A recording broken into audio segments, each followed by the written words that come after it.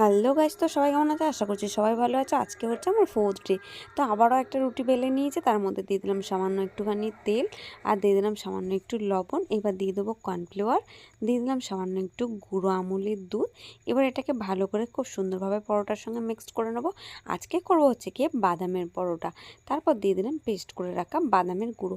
এখানে কাঁচা বাদামটাকে আমি একটুখানি হাতে করে গুঁড়িয়ে নিয়েছিলাম। তারপর বাদামটাকে এইভাবে পুর হিসেবে ভরে চারিদিকটা আবার একটু সিল করে তেল দিয়ে বেলে নিলেই তৈরি হয়ে যাবে একদম বাদাম পরোটা। এরপর গরম গরম কড়াইয়ের মধ্যে বা তাওয়ার মধ্যে দিয়ে তেল দিয়ে বা বাটার দিয়ে যে কোনো কিছু দিয়ে এপিট ওপিট সেঁকে লাল লাল করে তুলে নিলেই তৈরি হয়ে যাবে আমাদের বাদাম পরোটা। তবে বাদাম পরোটাটাও খেতে কিন্তু মন্দ হয়নি, আমি লাইফে ফার্স্ট টাইম করলাম। তো তোমাদের কেমন লেগেছে সেটা কমেন্ট করে অবশ্যই জানাতে ভুলো না। আর কেউ যদি কোনো পরোটা জেনে থাকো সেটা কমেন্ট করে জানিও, আমি করে দেখাবো। টাটা।